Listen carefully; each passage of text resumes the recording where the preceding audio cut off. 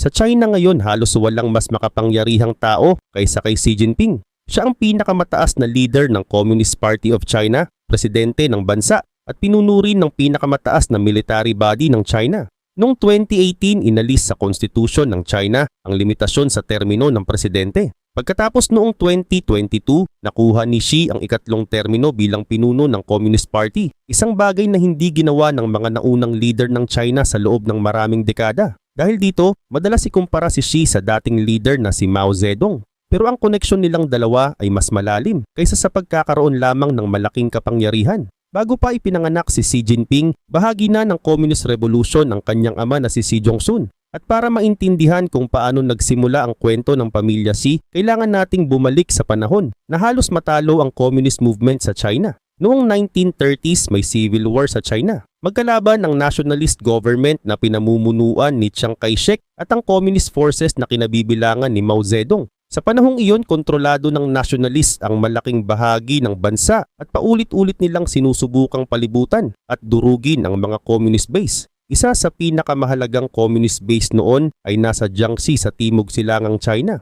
Noong 1934, napalibutan ito ng mas malakas na nationalist forces. Kapos na rin sa pagkain at supplies ang mga communist. Kung mananatili sila roon, malaki ang posibilidad na tuluyan silang matalo. Kaya noong October 16, 1934, nagsimulang umatras ang malaking bahagi ng Red Army. Mahigit 85,000 sundalo, kasama ang iba pang communist personnel, ang tumakas mula sa pagkakapalibot ng nationalist forces. Ang pag-urong na ito ang naging simula ng tinatawag ngayong Long March. Hindi ito simpleng paglipat lamang ng lugar. Habang naglalakad ang Red Army sa napakalayong ruta, hinahabol at inaatake pa rin sila ng nationalist military. Dumaan sila sa mga bundok, ilog, malamig na lugar at mahirap na terrain. Maraming sundalo ang namatay, nagkasakit, nahiwalay o tuluyang umalis sa grupo. Sa simula ng Long March, hindi pa si Mao ang pangunahing namamahala sa military strategy. Naalis noon ang malaking bahagi ng kanyang impluwensya dahil hindi sinunod ng ibang communist leaders ang pabor niyang guerrilla tactics, isang paraan ng pakikipaglaban na gumagamit ng mabilis na pag-atake, pag-iwas sa direktang malaking labanan at paggamit ng terrain para mahirapan ang kalaban. Pero habang lumalala ang sitwasyon ng Red Army, muling lumakas ang posisyon ni Mao. Noong January 1935 sa isang mahalagang pagpupulong ng communist leaders sa Zunyi, bumalik siya bilang isa sa pangunahing military at political leaders ng grupo. Binago niya ang galaw ng hukbo at iniwasan hanggat maaari ang mga lugar kung saan mas madaling harangin sila ng nationalists. Unti-unting nagbago ang direksyon ng kanilang paglalakbay. Ang target nila ay makarating sa hilagang bahagi ng Shaanxi province, kung saan mayroon ng ibang communist forces at revolutionary bases. At dito papasok ang pangalan ng ama ni Xi Jinping. Si Xi Jong-un ay isa sa mga batang communist revolutionaries na tumulong sa pagtatayo ng communist base sa rehiyon ng Shaanxi at Gansu. Noong 1934, naging bahagi siya ng pamumuno sa isang revolutionary government sa lugar. Pagsapit ng 1935, ang mga communist base roon ay naging mahalagang ligtas na lugar para sa mga hukbong nakaligtas sa Long March. Noong Oktubre 1935, nakarating ang puwersa ni Mao sa Northern Shaanxi. Maliit na bahagi na lamang ng hukbong nagsimula sa Long March ang nakarating hanggang dulo. Pero nakaligtas ang communist movement at mas mahalaga, lumabas si Mao mula sa krisis bilang mas makapangyarihang leader. Para naman sa pamilya Xi, napakahalaga ng nangyari sa Shaanxi. Ang ama ni Xi Jinping ay kabilang sa revolutionary generation na tumulong gumawa ng lugar kung saan muling nakapuwesto ang communist forces. At heto na nga. Pagkatapos ng Long March, mabilis na lumakas ang posisyon ni Mao Zedong sa Communist Party dahil nakaligtas ang pangunahing puwersa ng Red Army sa halos tiyak na pagkawasak, tumaas ang tiwala sa kanyang pamumuno. Sa mga sumunod na taon, unti-unti niyang nakuha ang kontrol sa political party at military hanggang maging pangunahing leader na siya ng communist movement sa China. Mahalagang maintindihan kung paano gumagana ang kapangyarihan sa Communist Party dahil malaking bahagi nito ang kwento ni Xi Jinping. Ipapaliwanag ko sa iyo ng dahan-dahan para maunawaan mo. May malaking Central Committee na binubuo ng maraming matataas na opisyal ng partido. Mula rito pinipili ang mas maliit na grupo na tinatawag na Politburo. At sa loob ng Politburo ay may mas maliit pa at mas makapangyarihang grupo na tinatawag na Politburo Standing Committee. At sila ang kabilang sa pinakamataas na leader ng China. At sila ang tumatalakay sa pinakamahalagang desisyon ng bansa. Sa madaling salita, ang Communist Party ang nagtatakda ng pangunahing direksyon ng China at ang government agencies naman ang nagpapatupad ng mga desisyong iyon. At ngayon, habang lumalakas si Mao, lalo rin niyang pinatibay ang kanyang impluensya sa partido. Noong 1945, opisyal na inilagay ng Communist Party ang tinatawag na Mao Zedong Thought bilang pangunahing gabay ng partido. Dahil dito, hindi lamang political leader si Mao. Ang kanyang mga ideya mismo ay naging sentro ng direksyon ng communist movement. Pagkalipas ng 4 na taon, nanalo ang Communist Forces sa malaking bahagi ng Chinese Civil War. Noong Oktubre 1, 1949, ipinahayag ni Mao ang pagtatatag ng People's Republic of China. Umatras naman sa Taiwan ang nationalist government ni Chiang Kai-shek, kasabay ng pagtatayo ng bagong government. Maraming veterano ng Communist Revolution ang binigyan ng mahahalagang posisyon. Kabilang dito ang ama ni Xi Jinping na si Xi Jong-sun. Dahil bahagi ang kanyang pamilya sa lumang revolutionary elite, lumaki si Xi Jinping na may access sa magandang edukasyon at koneksyon sa pinakamataas na bahagi ng communist society. Ang mga anak ng ganitong makapangyarihang revolutionary families ay kalaunang nakilala sa tawag na princelings.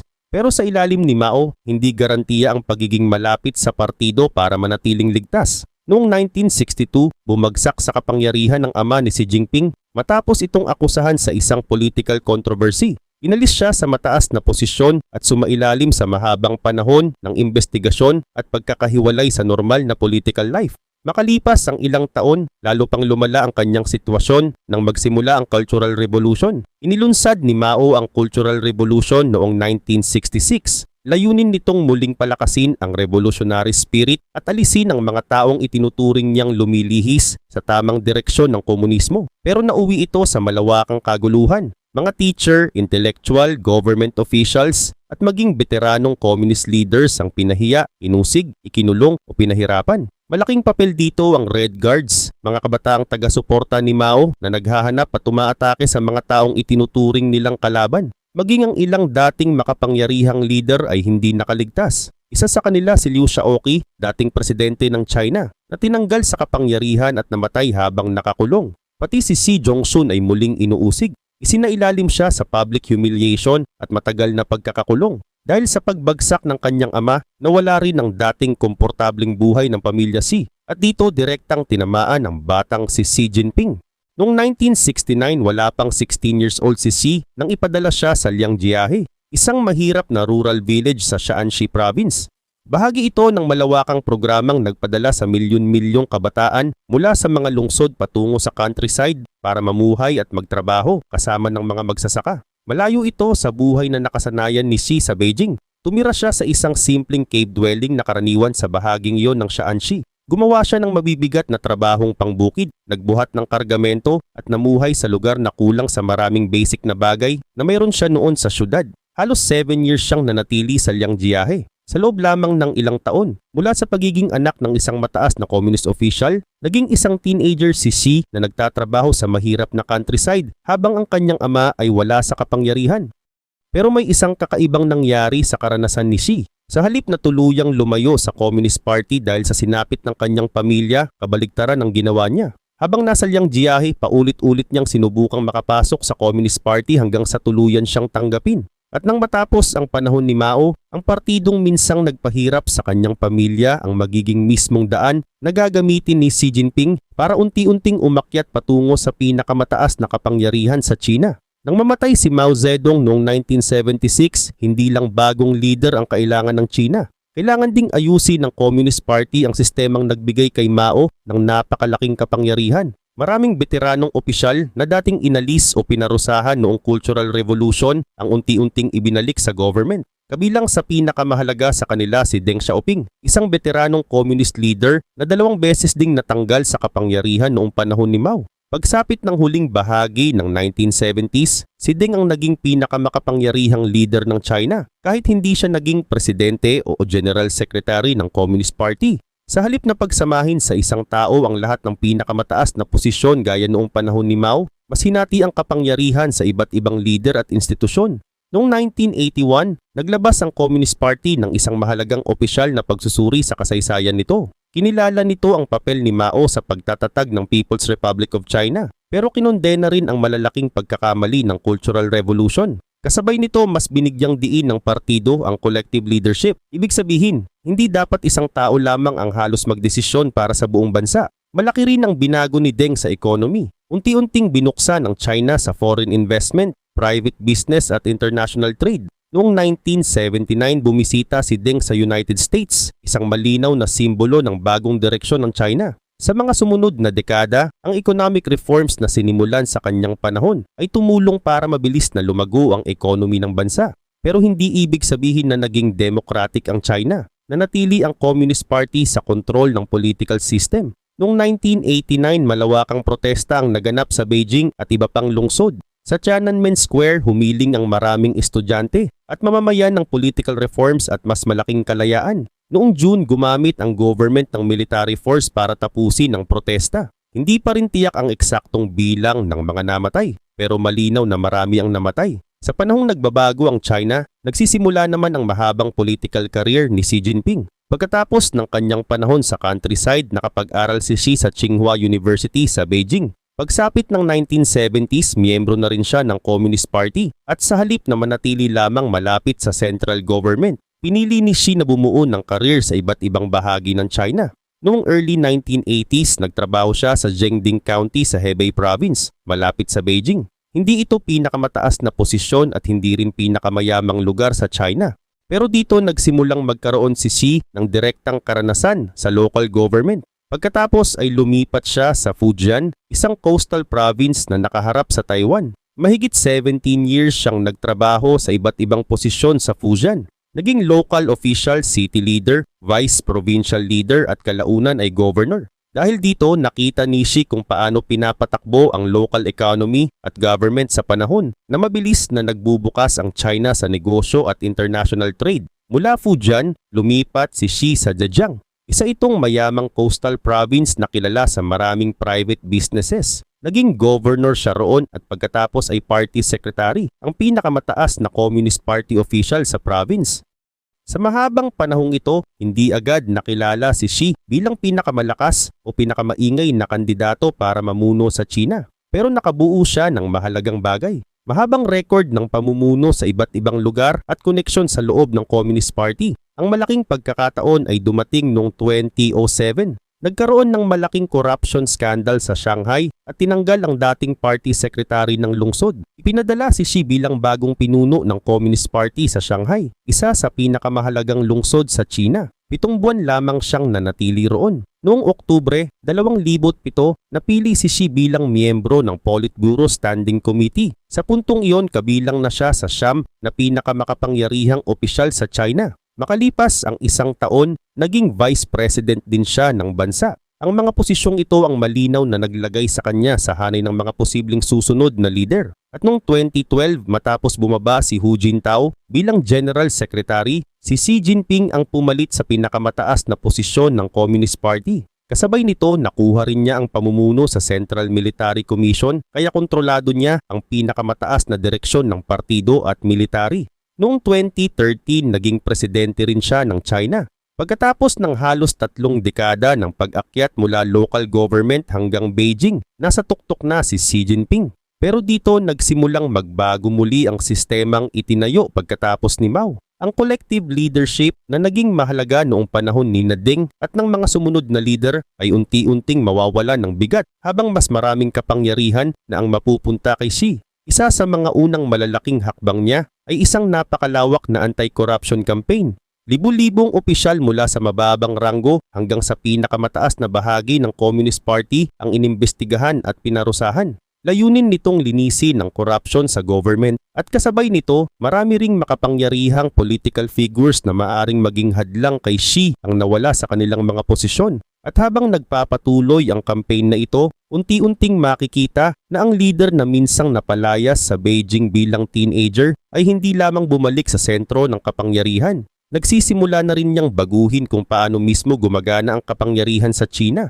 Sa unang mga taon ng pamumuno ni Xi Jinping, mabilis na lumawak ang anti-corruption campaign. Maraming matataas na opisyal ng Communist Party at military ang inimbestigahan, tinanggal o nakulong. Isa sa pinakamalaking kaso ang kay Zhou Yongkang, dating miyembro ng Politburo Standing Committee at dating namuno sa domestic security ng China. Noong 2015, hinatulan siya ng habambuhay na pagkakakulong dahil sa korupsyon at iba pang kaso. Sa mga sumunod na taon, milyon-milyong party officials ang naparusahan sa iba't ibang disciplinary violations. Patuloy pa rin ang campaign hanggang 2026, kabilang ang mga bagong investigasyon sa matataas na military officials. Para sa Communist Party, ipinapakita ng campaign na walang opisyal ang dapat maging ligtas kapag nasangkot sa korupsyon. Pero ayon sa ilang analysts, mayroon din itong malaking political effect. Nawala sa kapangyarihan ang ilang dating makapangyarihang opisyal habang mas dumami naman ang mga leader na malapit kay Tsai na napupunta sa mahahalagang posisyon.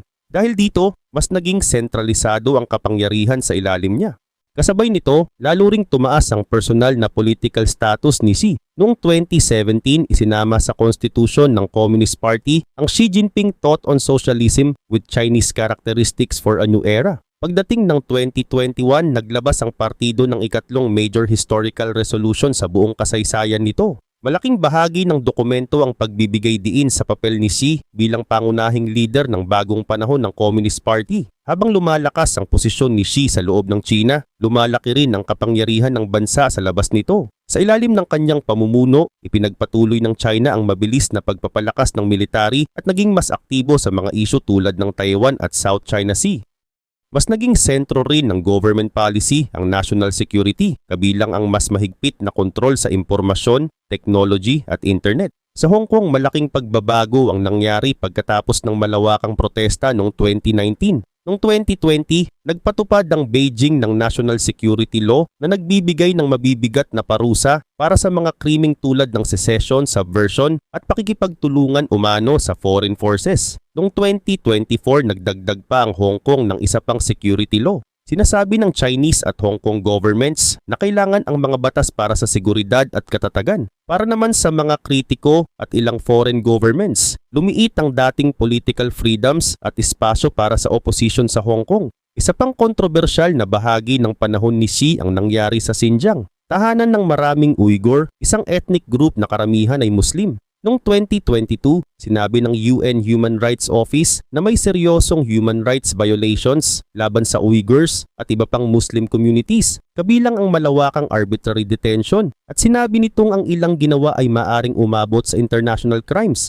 Mariing tinututulan ng Chinese government ang ganitong mga akusasyon at sinasabing ang mga programa nito sa Xinjiang ay nakatuon sa paglaban sa terrorism, extremism at poverty. Pero isa sa pinakamalaking public challenges sa pamumuno ni Xi ay dumating sa panahon ng COVID pandemic. Sa loob ng mahabang panahon, ipinatupad ng China ang tinatawag na zero COVID policy. Gumamit ito ng lockdowns, mass testing at mahigpit na quarantine para pigilan ang pagkalat ng virus. Pagsapit ng late 2022, malaki na ang epekto nito sa araw-araw na buhay at ekonomi. Pagkatapos ng sunog sa Urumqi sa Xinjiang na ikinamatay ng 10 tao ayon sa official count, sumiklab ang mga protesta sa iba't ibang lungsod. Maraming tao ang humiling na tapusin ng mahigpit na COVID restrictions at sa ilang protesta ay umabot pa sa bihirang panawagan laban mismo kay Xi at sa Communist Party. Pagkalipas lamang ng ilang araw, mabilis na binawasan ng China ang maraming pangunahing bahagi ng zero COVID system.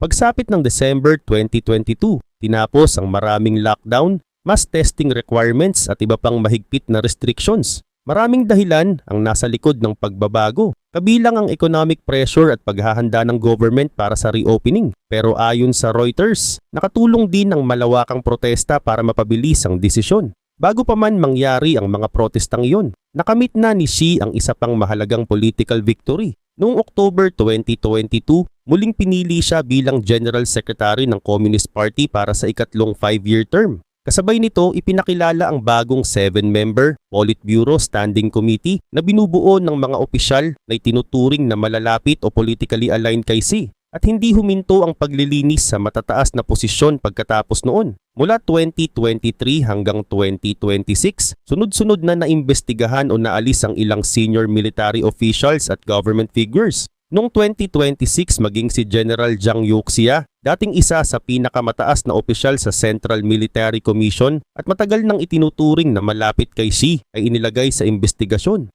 Ipinapakita nito na patuloy na ginagamit ng leadership ang anti-corruption campaign kahit laban sa mga taong dating nasa pinakamalapit na bahagi ng kapangyarihan.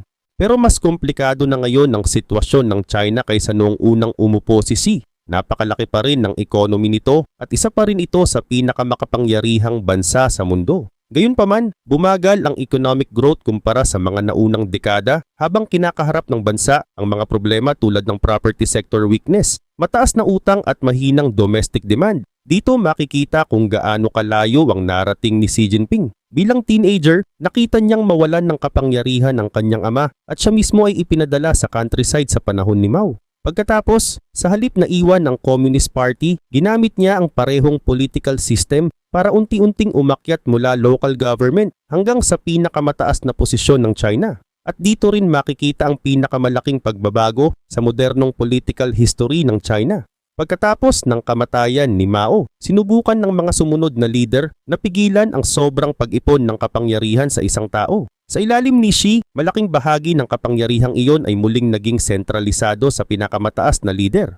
Kaya ang kwento ni Xi Jinping ay hindi lamang kwento ng isang taong nakabalik mula sa pagbagsak ng kanyang pamilya. Kwento rin ito ng kung paano nagbago muli ang sistema ng pamumuno sa China mula sa panahong sinubukang hati-hatiin ng kapangyarihan pagkatapos ni Mao patungo sa isang panahon kung saan ang direksyon ng partido, government at military ay mas malapit na muling umiikot sa iisang leader.